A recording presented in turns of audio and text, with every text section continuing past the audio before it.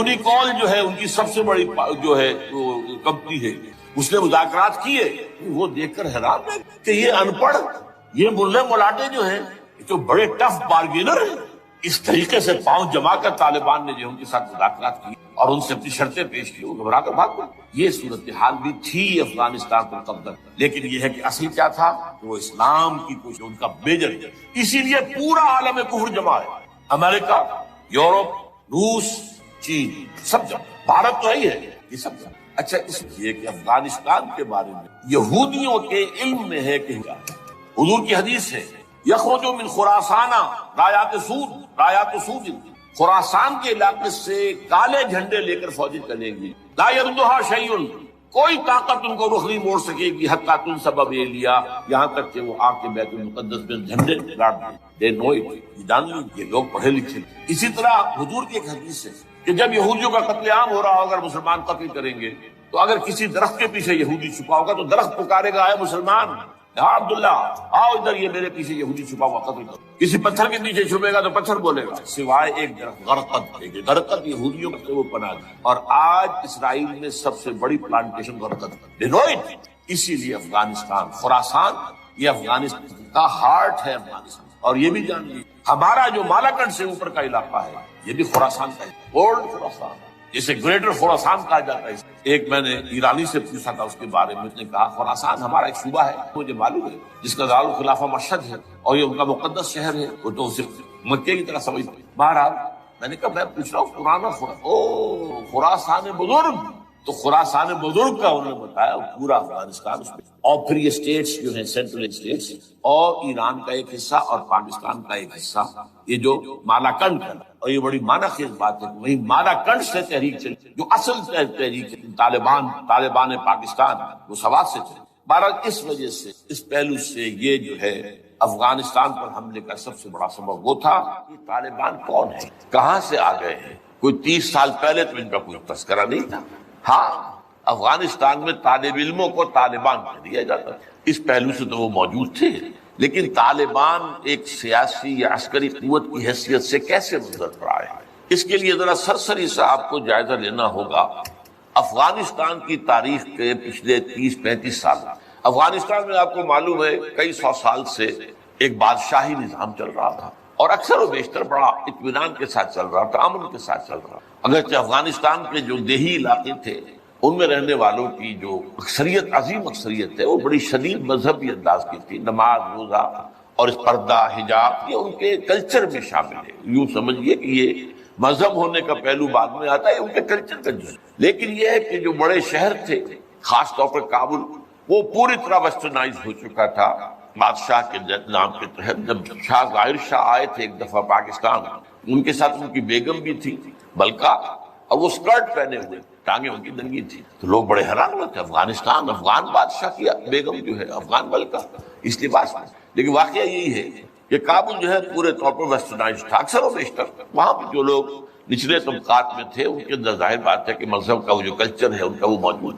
اس کیفیت میں ایک سڈن چینج آئی جب سردار داؤد خان نے تختہ الٹا ظاہر شاہ کا، اور ان کی لیننگز جو ہیں، رجحان جو ہیں، وہ روس کی طرف زیادہ تھے، لیکن یہ کہ وہ کوئی خالص نظریاتی کمیونسٹ نہیں تھے۔ اس کے بعد آپ کو یاد ہوگا یکے بعد دیگرے کئی قتل ہوئے، سردار داؤد کو کسی نے قتل کیا، پھر اس کو کسی اور نے قتل کیا، پھر کسی اور نے قتل کیا، اور اس کے بعد آخر میں کیا ہوا کہ روسی فوجیں اور کرمل جو تھا اس کے ساتھ روسی فوجیں آ گئی۔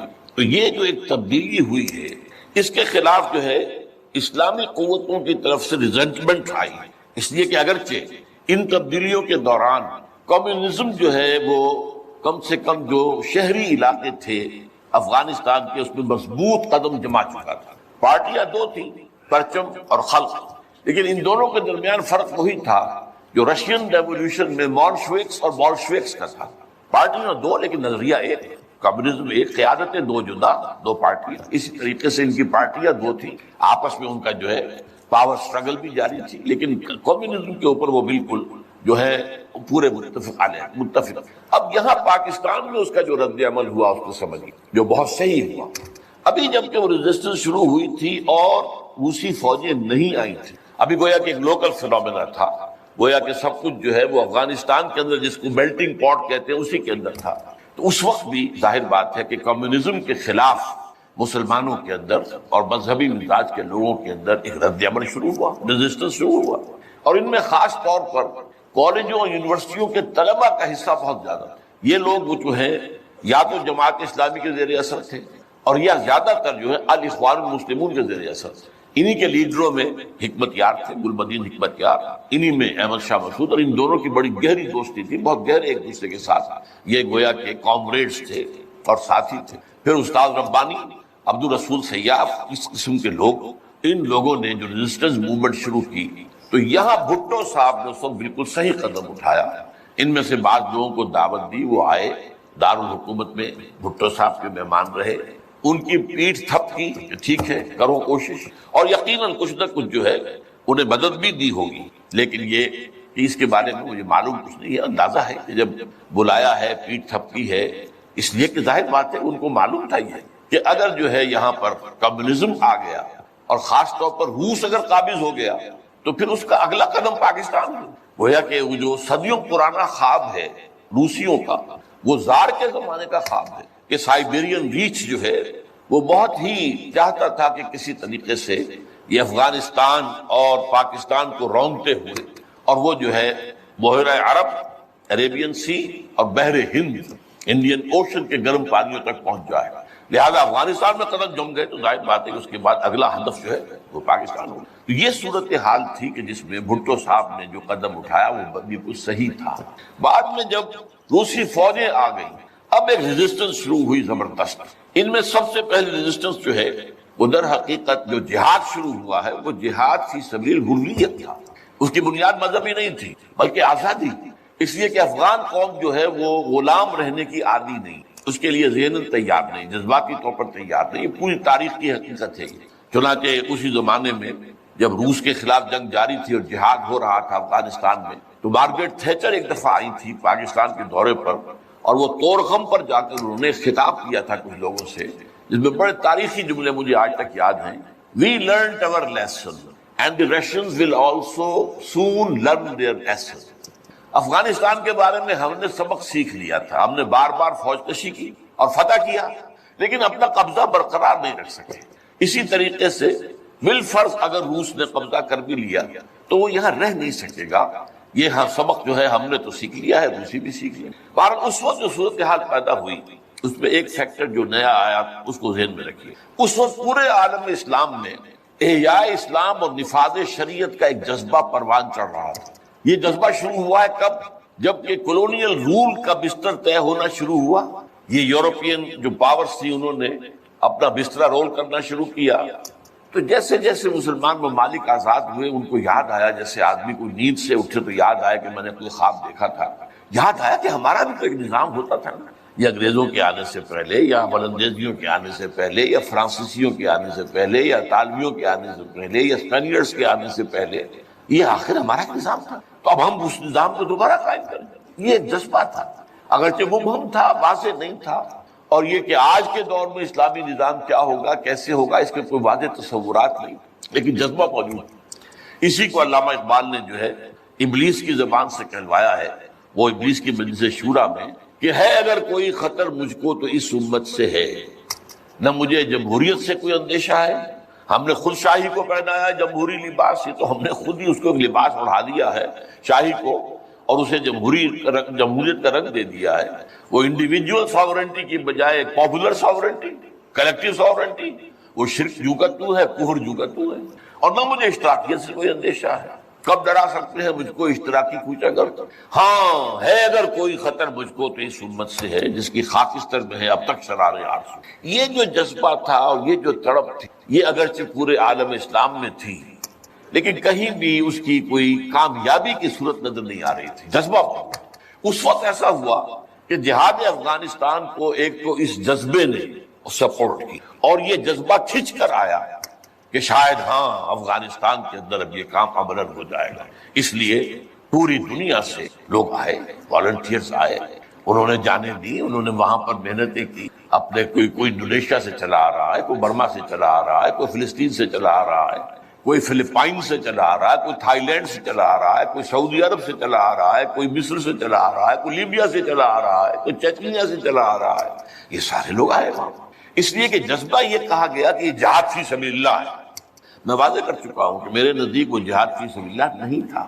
جہاد فی سبیل اللہ کی جو شرائط ہیں وہ یہ ہے کہ پہلے دعوت اور اس میں اتمام حجت، پھر جو دعوت کو قبول کرے انہیں منظم کرنا، ڈسپلن آرگنائزیشن میں لانا، ایک امیر کے تابع ہونا، اس سے بیعت کرنا، اور پھر یہ کہ ان کی تربیت، ان کا تزکیہ یہ ہو کہ دل میں سوائے اللہ کی رضا کے کوئی اور جذبہ باقی نہ رہ جائے۔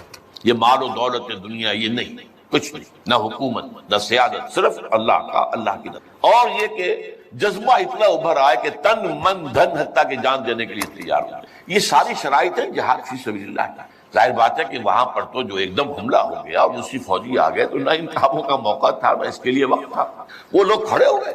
یہ جہاد فی سبیل الحریت تھا، آزادی کا جہاد، اور مسلمان جب آزادی کا جہاد کرتا ہے تو وہ بھی جہاد فی سبیل اللہ ہی کی ایک قسم ہے، جائز جہاد ہے، اس میں جان دینا بھی شہادت ہے۔ اگرچہ وہ جو ایک مثبت جہاد فی سبیل اللہ ہے وہ تو ہمیں سیرت صحابہ اور سیرت النبی صلی اللہ علیہ وسلم نے اس کا پورا نقشہ ملا ہے۔ بہرحال ایک تو یہ کہ وہ کشش ان کو کھینچ کر لائی، دوسری طرف امریکہ نے وہ یہ چاہتا تھا کہ اسے نظر آ گیا کہ روس سے ایک تو جو بڑا پرانا اکاؤنٹ ہے، یعنی یہ کہ جو ویتنام میں روسیوں کے ہاتھوں شکست کھائی تھی امریکہ نے اور بھاگا تھا وہاں سے، تو گویا کہ اس کا بدلہ لینے کا یہ سنہرا وقت آ گیا ہے، اس سے بھرپور فائدہ اٹھایا جائے، اور یہ کہ اگر ہو سکے تو شاید اس حد تک بھی ان کے خیال میں ہو کہ یو ایس ایس آر کو ختم کر دیا جائے۔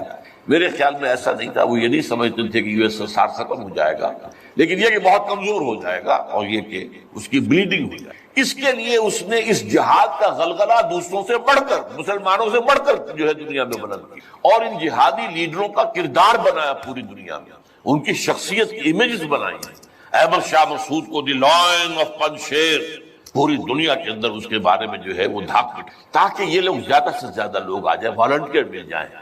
ہمارا آدمی تو کوئی نہیں مرے گا، ہم تو پیسے دیں گے اور ہتھیار دیں گے، مریں گے یہ مسلمان مریں گے، چاہے وہ افغان ہیں چاہے باہر سے آنے والے ہیں۔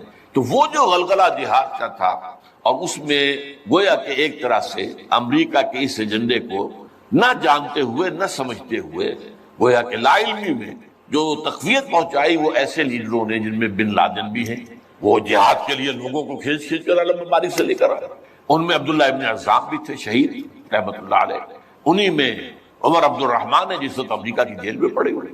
یہ سب لوگ کیا تھے؟ جہاد کے نام پر دنیا سے لوگوں کو لے کر آ رہے ہیں، اور اس میں گویا کہ نہ جانتے ہوئے ان نوئنگلی وہ امریکہ کے اعلی کار بن گئے۔ بہرحال اس میں نتیجہ جو نکلا، مجاہدین جب مجاہدین کو فتح ہو گئی، ظاہر بات ہے اس میں دونوں فیکٹرز ان میں رکھیے، صرف مجاہدین کی سرفروشی اور جانفشانی نہیں، امریکہ کے ہتھیار نے یقیناً اس میں ایک بڑا ڈیسائسو رول پلے کیا، خصوصاً تازہ ترین ہتھیار اسٹنگر میزائل جسے دنیا جانتی نہیں تھی وہ دے دیا، اور اصل میں جو روسی فوج جو ہے دل برداشتہ ہو کر بھاگی ہے اس میں اسٹنگر میزائل کا بہت بڑا دخل تھا، کیونکہ ان کا سب سے بڑا ہتھیار تھا جو وہ گن شپ ہیلی کاپٹرز لے کر آتے تھے، اور وہ ظاہر بات ہے جہاں پہاڑوں کے اوپر بھی مورچے لگائے ہوئے تھے وہاں ظاہر بات ہے ٹینک تو نہیں پہنچ سکتے تھے، کوئی اور بمباری وہاں کرنا مشکل تھی، تو یہ گن شپ بڑے جہازوں سے بہت نیچے آ کر بمباری بھی ممکن نہیں تھی، تو گن شپ ہیلی کاپٹر سے جو بمباری وہ کرتے تھے، فائرنگ کرتے تھے، وہ ان کا سب سے بڑا ہتھیار تھا، اور اس کو بالکل ختم کر کے رکھ دیا اسٹنگر میزائل۔ کہ میزائل آپ نے داغا ہے تو وہ یہ نہیں ہے کہ ہدف سے اگر نہ لگے ہدف پر تو ادھر ادھر ہو جائے گا، نہیں، جدھر وہ ہدف جائے گا اس کا پیچھا کرے گا، اس کے پیچھے پیچھے جائے گا، جدھر وہ مڑے گا ادھر وہ مڑ جائے گا۔ دور مال کفر ہے سودار، جیسے وہ کفر جو ہے جو رخ موڑ لے تم بھی رخ موڑ لو، اور وہ تباہ کر دیتا تھا۔ تو یہ بہرحال جو بھی شکست ہوئی روس کو اور وہاں سے من چلا گیا، تو اس کے بعد امریکہ بھی فوری طور پر وہاں سے غائب، اس نے مجاہدین کے اندر گروپ بندی، باہمی کشاکش، یہاں تک کہ باہمی دشمنی کے بھی بیج بو دیے تھے، اور اس میں آئی ایس آئی بھی رول اس نے پلے کیا ہے۔ آئی ایس آئی یہ چاہتی تھی کہ یہاں کوئی ایک مضبوط ایسی حکومت نہ بن جائے کہ جس کو جو ہمارے پھر کنٹرول میں نہ رہے، لہذا آئی ایس آئی والوں کا جو بھی رول ہوگا نہیں صرف پاکستان کے لیے، لیکن یہ مجھ سے ایک مجاہدین لیڈرز میں سے ایک صاحب نے خود کہا کہ ہمیں لڑوایا آئی ایس آئی نہیں، میں نہیں کہہ سکتا کتنی اس میں درستی ہے اور کتنی غلطی ہے، لیکن امریکہ نے یہ کیا کہ لڑا کر ان کو بجائے اس کے کہ کوئی حکومت وہاں قائم کرواتا اور آرام کے ساتھ وہاں سے رخصت ہوتا اس حکومت کو مستحکم کر کے، جیسے کہ وہ اپنا سر توڑ زور لگا رہا ہے عراق کے اندر کہ یہاں کوئی حکومت جو ہے وہ قائم ہو جائے، مستحکم ہو جائے، پھر یہاں سے ہم رفتہ رفتہ نکلے، وہ فرق آ گیا آپس میں، وہ جو ہے دشمنی کے بیج بو کر نتیجہ کیا نکلا؟ وہ جہاد فی سبیل اللہ، فساد فی سبیل اللہ بنا۔ وہ تباہی آئی ہے افغانستان پر جو پہلے نہیں آئی تھی، روسیوں کے ہاتھوں نہیں آئی تھی، خاص طور پر کابل میں اصل تباہی و بربادی جو خانہ جنگی سے آئی ہے۔ اور اس کا ایک اور نتیجہ یہ نکلا کہ مختلف علاقوں میں وارڈ لارڈز نے اپنی چھوٹی چھوٹی حکومتیں، ریاستیں قائم کر لی۔ وارڈ لارڈز، ہتھیار ان کے پاس ہیں، اور وہ ہتھیار جو ہیں اس جنگ کے اندر امریکہ کے دیے ہوئے ان کے پاس بہت کافی جو ہے ابھی موجود تھے، ان کا اسلحہ خانہ تھا۔ تو اپنے علاقے معین عرب جو ہے وہ اندر سے کھوکھلے ہوئے، عیاشی میں، دولت میں، پیسے میں، دولت، پیسہ، عیاشی، اس کی وجہ سے کھوکھلے ہوئے۔ یہاں میں آپ کو دو حدیثیں سنانا چاہتا ہوں۔ سنن ابن ماجہ کی روایت ہے حضرت ابو ہریرہ سے رضی اللہ تعالی عنہ، قال قال رسول اللہ صلی اللہ علیہ وسلم اذا وقعت الملاحم بعث اللہ بعثا من الموالی هم اکرم العرب فرسا واجودهم سلاحا یؤید اللہ بهم الدین، رواہ ابن ماجہ عن ابی ہریرہ رضی اللہ تعالی عنہ۔ جب ملاحم کا دور شروع ہوگا تو اللہ تعالیٰ اٹھائے گا ایک لشکر یا لشکروں پر لشکر موالی میں سے۔ موالی کون؟ عربوں نے جب فتح کیا تھا اس پورے علاقے کو خلافت راشدہ کے دوران، اور پھر وہ لوگ جو ہے، ایک رائے تو یہ تھی کہ انہیں غلام بنایا جائے ساری آبادیوں کو، لیکن یہ کہ حضرت عمر کا اجتہاد تھا، اس کے مطابق جو ان کو غلام نہیں بنایا گیا تو وہ موالی کی حیثیت رکھتے ہیں۔ عربوں میں دم نہیں ہے، موالی میں سے لشکر اٹھیں گے کہ جو در حقیقت حضرت مہدی کی حکومت کو قائم کریں۔ دوسری حدیث سنیے عن عبداللہ بن الحارث رضی اللہ تعالی عنہ، اور یہ ابن ماجہ کی روایت ہے، قال قال رسول اللہ صلی اللہ علیہ وسلم یخرج الناس من المشرق فیوجہون للمہدی یعنی سلطان، لشکر نکلیں گے، لوگ آئیں گے مشرق سے، اور وہ حضرت مہدی کی حکومت کو جمائیں گے اور قائم کریں گے۔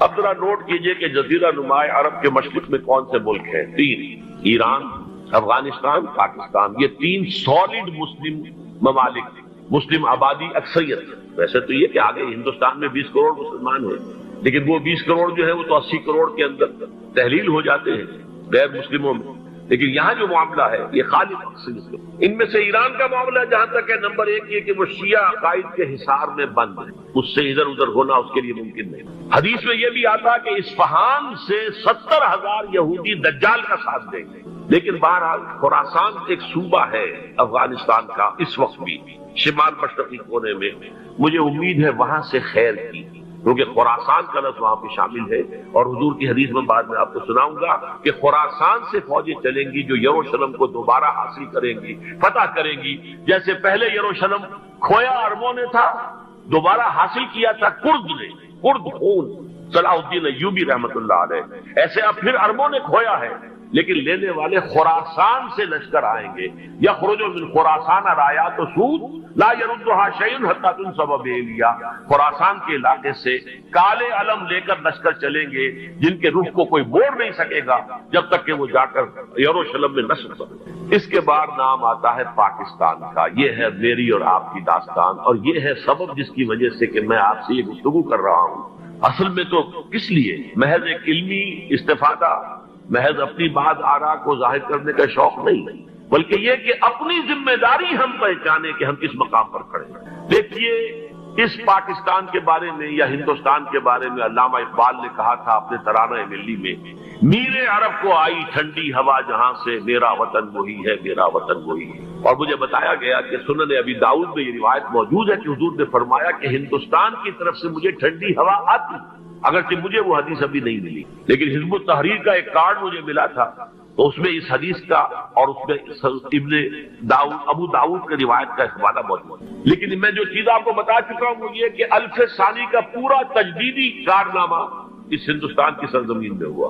مجدد الف ثانی شیخ احمد سرندی، شاہ ولی اللہ دہلوی، سید احمد بریلوی، وہ تو ہمارے پاکستان میں آ کر جو ہے ان کا خون جذب ہوا ارض پاکستان میں۔ پھر شیخ الہند مولانا محمود حسن، تحریک خلافت چلی تو صرف ہندوستان میں چلی اور کہیں نہیں چلی۔ آزادی کی تحریک چلی پوری دنیا میں، وہ نیشنلزم کی بنیاد پر چلی، ملے نیشنلزم، عرب نیشنلزم، ٹرک نیشنلزم. ہمارے یہاں چلی تو اسلام کے نام پر پاکستان کا مطلب کیا؟ لا الہ الا اللہ.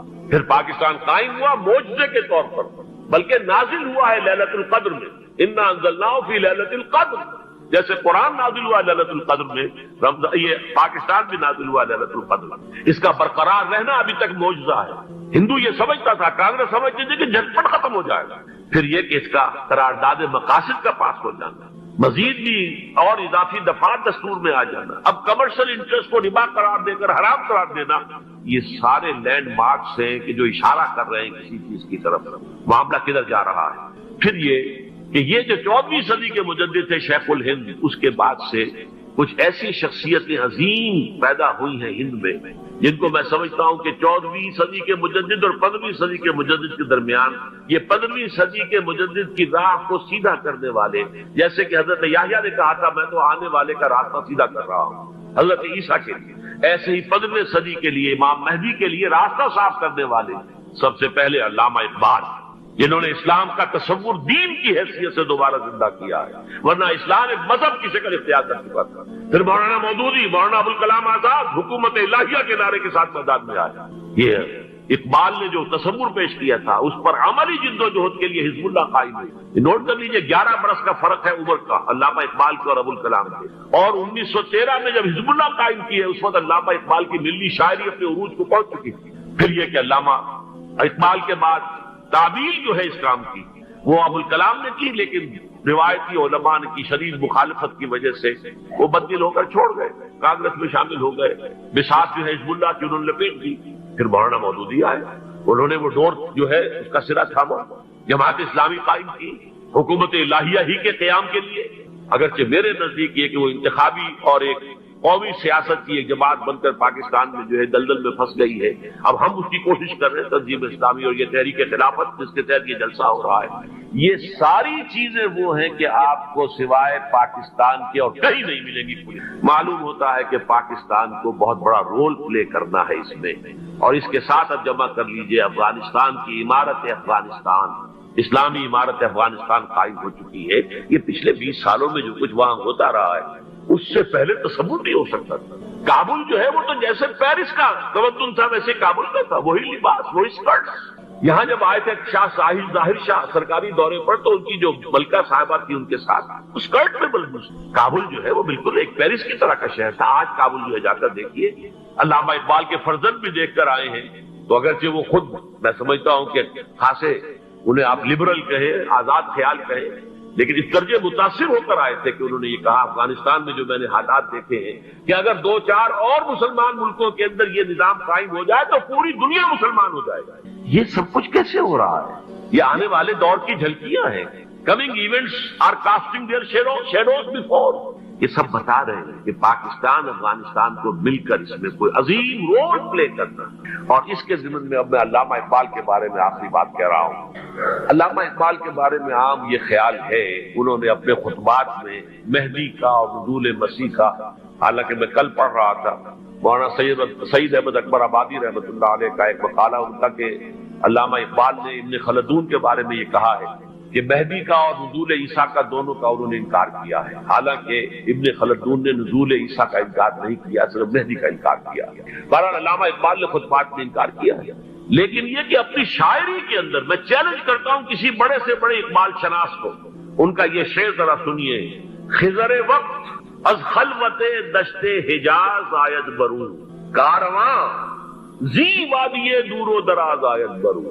خضر وقت، امام وقت، رہنمائے وقت، قائد وقت، خلوت دشت حجاز، حجاز کی صحرا کی کسی خلوت گزینی سے نکل کر باہر آئیں گے. میں حیران ہوتا ہوں علامہ کے اس فکر پر اور اس مصرے پر.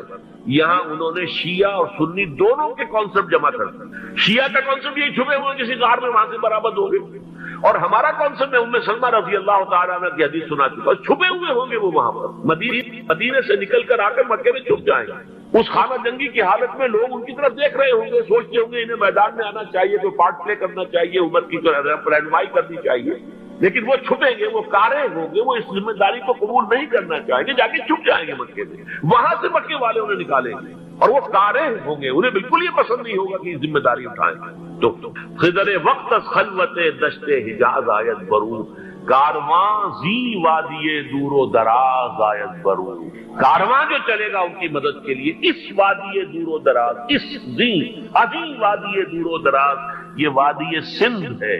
وادی سندھ جو ہے ہم سمجھتے ہیں کہ صرف یہ پاکستان اور پنجاب جو ہے یہ اس میں شامل ہے، سندھ اور پنجاب نہیں، افغانستان کا پورا مشرقی علاقہ اس میں شامل ہے. جیسے دریائے جیلم سندھ میں جا رہا ہے، جیسے دریائے گلگت سندھ میں آ کر ملتا ہے، جیسے دریائے چناب اور راوی اور جیلم اور یہ سب جا رہے ہیں اور آ رہے ہیں، اسی طرح دریائے کابل کہاں سے آ رہا ہے، دریائے گومل کہاں سے آ رہا ہے، ٹوچی کہاں سے آ رہا ہے.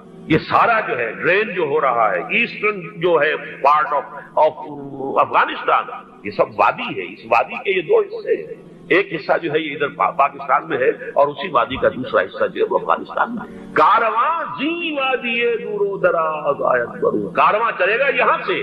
یخرج ناس من المشرق یؤتون للمہدی یعنی سلطان ہی، مشرق سے فوجیں چلیں گی کہ جو مہدی کی حکومت قائم کریں گی. اور یخرج من خراسان رایات و سود، اور خراسان سے سیاہ پرچم چلیں گے کہ جن کا رخ کوئی موڑ نہیں سکے گا، حتیٰ تنصب بإیلیا، یہاں تک کہ وہ جا کر یروشلم کے دفن ہو جائے گا.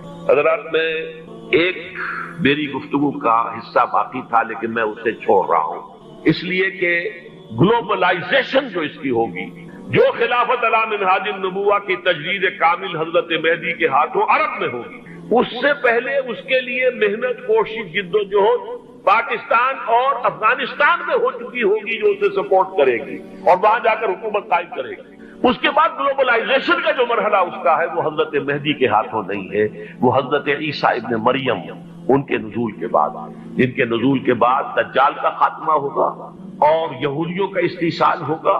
مسلمانوں پر بھی بڑی تکالیف اربوں پر آئیں گی، شدائد آئیں گے، لیکن یہ وہ میں حصہ جو اپنی گفتگو کا آج چھوڑ رہا ہوں اس لیے کہ میں دیکھ رہا ہوں کہ بعد حضرات کا صبر کا پیمانہ اب لبریز ہو رہا ہے، تو میں اس حصے کو پھر ملتوی رکھتا ہوں کسی دوسری محفل اور کسی دوسری مجلس اور نشست پر. لیکن یہ کہ امام مہدی کی حکومت قائم کرنے کے لیے کون لوگ آئیں گے؟ یا بنی اسرائیل اذکروا نعمتی التی انعمت علیکم وَأَوْفُوا بِعَهْدِي أُوفِ بِعَهْدِكُمْ وَإِيَّايَ فَارْهَبُونِ. بنی اسرائیل، چونکہ یہ لفظ پہلی مرتبہ قرآن مجید میں آ رہا ہے تو یہاں تھوڑی سی وضاحت کرنی ہوگی. ابن جو عربی میں بیٹے کے لیے آتا ہے ابن، اس میں جو شروع کا حمزہ ہے یہ در حقیقت اضافی ہے، اصل لفظ جو ہے بے نون پر مشتمل ہے، اسی لیے اس کی جمع سالم آتی ہے بنون. قرآن مجید میں المال والبنون زینت الحیات الدنیا، تو یہ جو اس کی جمع سالم ہے وہ در حقیقت بنون ہے، اور پھر اس کی حالت نسبی اور حالت جری بنین ہوگا، اور جب یہ مضاف بن جائے گا تو اس کا وہ نون گر جائے گا.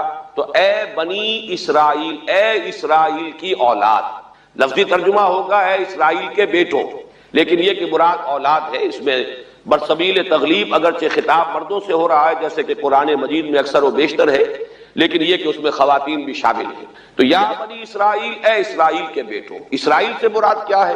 اس پر اتفاق ہے، اجماع ہے، حضرت یعقوب کا یہ لقب ہے. البتہ یہ لفظ بنا ہے اسر اور ایل دو سے مل کر. ایل کا لفظ جو ہے وہ عبرانی زبان میں الہ کے لیے ہے. الہ اور ایل ویسے بھی قریب قریب ہیں، اسی لیے تمام فرشتوں کے نام جبرائیل، میکائیل، اسرائیل، یہ تمام الفاظ کے ساتھ جو ایل آتا ہے یہ در حق اسماعیل بھی سما اور ایل. چونکہ حضرت ابراہیم علیہ السلام نے دعا کی تھی پروردگار بیٹا عطا فرما، اس اعتبار سے جب اللہ تعالیٰ نے بیٹا عطا فرمایا تو اسماعیل نام رکھا، یعنی اللہ نے سن لیا. جیسے ہمارے ہاں دیہات میں یہ خاص طور پہ جانگلی علاقہ جو کہلاتا ہے، اللہ ڈوایا، اللہ سنیا، یعنی یہ اللہ نے جس کے بارے میں ہماری دعا سنی اور ہماری استدعا کو قبول فرمایا، تو یہ گویا کہ اسماعیل کے معنی یہ ہے. تو اسرائیل جو ہے اسر اور ایل سے مل کر بنا ہے.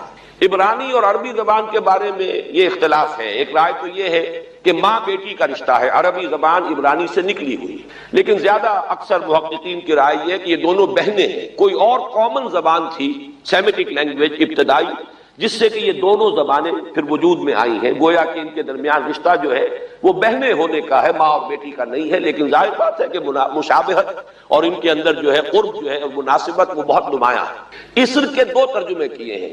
یہودی علماء تو اس پر بہت زیادہ جزم کے ساتھ قائم ہے کہ اسر سے مراد ہے بطن، یعنی رجل عظیم، جوان مرد، بہت باہمت انسان. اس لیے کہ ان کے ہاں یہ عقیدہ ہے، اور بڑی تحریف جو ہوئی ہے تورات میں، اس میں ایسی ایسی باتیں بھی ہیں۔ حضرت یعقوب کی جو مدح کی گئی ہے اس میں اس حد تک مبالغہ ہے کہ حضرت یعقوب کی اللہ تعالیٰ کے ساتھ کشتی ہوئی اور اللہ کو پچھاڑ لیا حضرت یعقوب نے۔ تو معلوم یہ ہوا کہ یہ تو بڑے بہادر اور بہت جری انسان، اس اعتبار سے وہ بطل اور رجل کا ترجمہ کرتے ہیں، اسر کا، لیکن یہ کہ صحیح ترجمہ جو ہے وہ اسر کا ہے، بندہ، عبد، اس لیے کہ عربی کا لفظ جو بنا ہے اسیر، اسیری، کوئی کسی کا غلام ہے، اسیر، اسی سے لفظ اسرا بنا ہے۔ اسرا ہے کنبہ، کنبہ بھی آپس میں جڑا ہوا ہوتا ہے، ان کے بندھن ہوتے ہیں دوستی کے، محبت کے، اخوت کے۔ تو اسی طریقے سے یہ اسر کا لفظ آتا ہے کسی بندھن کے لیے۔ اسیر جو ہے پچھلے زمانے میں جبکہ جیلوں کا رواج نہیں تھا، تو اگر کسی شخص کے ذمے کسی کی کوئی رقم ہوتی تھی دینی تو اس شخص کو اس کے حوالے کر دیتے تھے، وہ اس کا ذاتی قیدی ہوتا تھا، ذاتی اسیر، اس کی تحویل میں رہتا تھا، جب تک کہ اس کے اعزاء اقارب آ کر وہ رقم ادا نہ کر دے وہ شخص اس کی تحویل میں رہتا تھا، وہ اس کا اسیر ہوتا تھا۔ اس اعتبار سے غلام کے معنی میں یہ لفظ جو ہے مستعمل ہے۔ تو اسرائیل کا ترجمہ ہوگا عبداللہ، اذان۔ تو میں عرض کر رہا تھا کہ اسرائیل کا ترجمہ ہوا عبداللہ، گویا کہ اب تک ہم نے یا بنی اسرائیل کا ترجمہ کیا اے اللہ کے بندے کی اولاد، مراد ہے حضرت یعقوب علیہ الصلوۃ والسلام۔ حضرت یعقوب حضرت اسحاق کے بیٹے ہیں، حضرت اسحاق حضرت ابراہیم علیہ السلام کے دوسرے بیٹے ہیں۔ حضرت ابراہیم کو پہلا بیٹا اللہ نے عطا فرمایا اسماعیل، اسی لیے میں عرض کر چکا ہوں سما اور ایل سے مل کر بنا ہے۔ جو دعا کی تھی انہوں نے، اس دعا کا پہلا جواب جو ملا ہے اللہ تعالیٰ کی طرف سے، اس کی مقبولیت کا جو ظہور ہوا وہ حضرت اسماعیل کی شکل میں۔ پھر یہ کہ حضرت سارہ کو بھی اللہ تعالیٰ نے اولاد دی اور حضرت اسحاق پیدا ہوئے۔ اس وقت یہ جو بشارت دی گئی ہے قرآن مجید میں متعدد مقامات پر آگے چل کر آئے گا کہ حضرت سارہ کے ہاں بھی اولاد ہونے کی جو بشارت حضرت ابراہیم علیہ السلام کو فرشتے دینے آئے تھے، اسی میں یہ بھی تھا کہ نہ صرف یہ کہ تمہیں ایک بیٹا عطا ہوگا بلکہ اس کے بعد پوتا بھی عطا ہوگا، گویا کہ ایک بہت جلیل القدر پوتا۔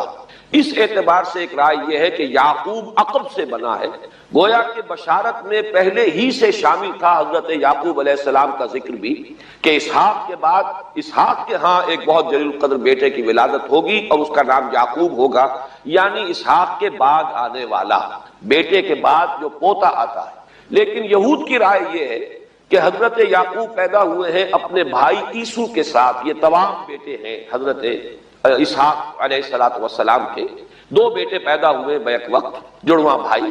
پہلے حضرت عیسو کی ولادت ہوئی ہے، اور تورات کے الفاظ یہ ہیں کہ یعقوب اپنے بھائی عیسو کی ایڑیاں پکڑے ہوئے تولد ہوا۔ تو چونکہ حضرت عیسو کے بعد حضرت یعقوب کی ولادت ہوئی ہے تو گویا کہ اس وجہ سے ان کا نام حضرت اسحاق نے یعقوب رکھ دیا، عقب میں آنے والا، بعد میں آنے والا۔ بہرحال حضرت یعقوب علیہ السلام کے پھر 12 بیٹے ہیں جن کی تفصیل پوری موجود ہے۔ یہ تاریخ جو ہے بڑی ریکارڈڈ ہے، اس لیے کہ بنی اسرائیل کی یہ تاریخ جو ہے books of the old testament میں اس کی پوری تفصیل موجود ہے۔ 4 بیویاں تھی حضرت یعقوب علیہ السلام کی جن سے 12 بیٹے ہوئے، 3 بیویوں سے 10 بیٹے تھے، اور سب سے چھوٹی بیوی سے 2 بیٹے تھے حضرت یوسف اور بنیامین، اور ان دونوں سے حضرت یعقوب علیہ السلام کو بڑی محبت تھی۔ حضرت یوسف سے چونکہ یہ تاریخ شروع ہوتی ہے اس اعتبار سے کہ انہیں ان کے بھائیوں نے کنویں میں ڈالا، پھر اللہ تعالیٰ نے وہاں سے ان کے نکلنے کا سامان کیا، پھر مصر پہنچایا، پھر مختلف مراحل سے گزار کر انہیں وہاں ایک بہت اونچی پوزیشن تک پہنچایا۔ تو حضرت یوسف علیہ السلام سے اس اعتبار سے ان کی تاریخ شروع ہوتی ہے۔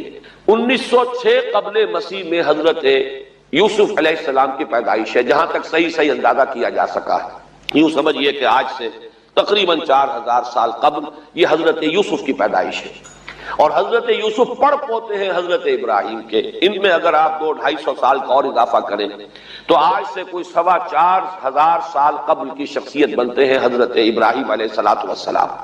حضرت یوسف کے زمانے میں پھر جیسے کہ وہ تفصیل سورہ یوسف میں آئے گی، یہ پورا خاندان آ کر کنعان میں تھے، لیکن وہاں سے آ کر مصر میں آباد ہو گئے۔ مصر میں ان کا بڑا اعزاز ہوا، اکرام ہوا۔ اس کے خاص حالات تھے کہ مصر میں اس وقت جو بادشاہت تھی وہ اصل مصر کے لوگوں کی نہیں تھی، بلکہ یہ بھی سیمیٹک لوگ تھے جو جا کر جنہوں نے عراق وغیرہ کے علاقے سے ہی جا کر انہوں نے فتح کیا تھا مصر کو، لہذا انہیں فرعون نہیں کہا گیا قرآن مجید میں، وہ فرعونہ کا خاندان نہیں ہے، بلکہ وہ تاریخ میں ہکسوس کنگز کہلاتے ہیں۔ تاریخ مصر میں وہ 15واں خاندان کہلاتا ہے وہاں کے بادشاہوں کا، 15th ڈائنیسٹی، اور یہ چونکہ لوکل نہیں تھا اس لیے ان کو فرعون نہیں کہا جائے گا، بلکہ یہ ہکس آف کنگز، چرواہے بادشاہ تھے کہ جو عرب کے ان علاقوں سے آئے تھے جزیرہ نما سے، اور وہاں سے وہ چرواہے تھے. ان کا تو پیشہ ظاہر بات ہے صحرا میں کیا ہوتا ہے، بھیڑیں بکریاں پالنا، لیکن انہوں نے آ کر مصر کو فتح کیا، وہاں ان کی بادشاہت ہو گئی. محسوس ایسا ہوتا ہے کہ ایک سیاسی پہلو موجود تھا. وہ جو بادشاہ مصر نے جس طریقے سے اعزاز کیا ہے حضرت یوسف علیہ السلام کا، پھر جو اختیار دیا، جو اقتدار دیا، جو ان کو حیثیت دی، پھر انہیں اجازت دی کہ اپنے پورے خاندان کو بلا لیں، اور پھر مصر کا بہترین جو زرخیز ترین علاقہ تھا وہ انہیں عطا کر دیا کہ یہاں آباد ہو جاؤ. جشن کا علاقہ، یا گوشن بھی کہتے ہیں، جشن بھی کہتے ہیں. یہ جو نائل کا ڈیلٹا ہے کہ جو جا کر آپ کو معلوم ہے کہ دریا جو ہیں جب بہت سی شاخوں میں تقسیم ہو جاتے ہیں سمندر میں گرنے سے قبل، تو وہ ڈیلٹا جو ہے زرخیز ترین علاقہ ہوتا ہے. آرٹیفیشل اریگیشن کے اور نظام تو تھے نہیں. جہاں دریا ہی چھوٹی چھوٹی نہروں کی شکل اختیار کر لے وہاں گویا کہ وہ فطری طور پر جو ہے بڑے وسیع رقبے کے اندر اریگیشن ہو سکتی ہے. تو اس ڈیلٹا کے علاقے میں بہترین علاقہ ان کو دیا گیا، وہاں آباد ہو جاؤ. وہاں یہ رہے ہیں گویا کہ پیرزادوں کی حیثیت. ابھی ان کے پاس کوئی شریعت نہیں، ابھی کیا جا رہا ہے، کوئی معاہدہ نہیں ہے. باطل دوئی پسند ہے، حق لا شریک ہے. شرکت میں آنا ہے حق و باطل نہ کر قبول. علامہ اقبال تو یہ کہہ رہے ہیں. بارہ ذہن میں رکھیے، حضرت مقداد کی اس حدیث نے بہت بڑا عقدہ حل کیا ہے.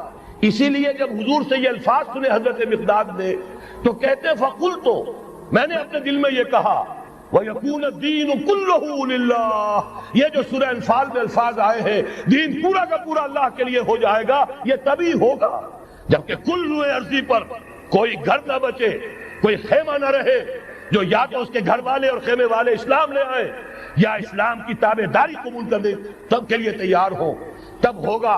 اسی کو اقبال نے کہا تھا جواب شکوہ میں، وقت فرصت ہے کہاں، کام ابھی باقی ہے، نور توحید کا اتمام ابھی باقی.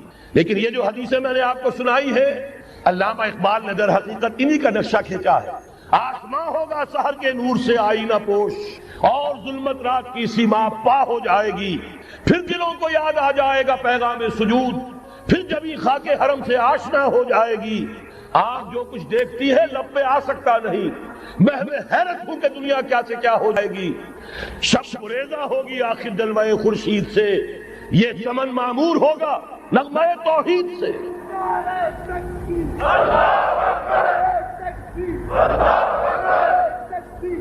میں نے اس پر جو عنوان قائم کیا ہے، کل جہاں معمور ہوگا نغمہ توحید سے. یہ پورا کا پورا عالم کرہ ارضی جگمگا اٹھے گا.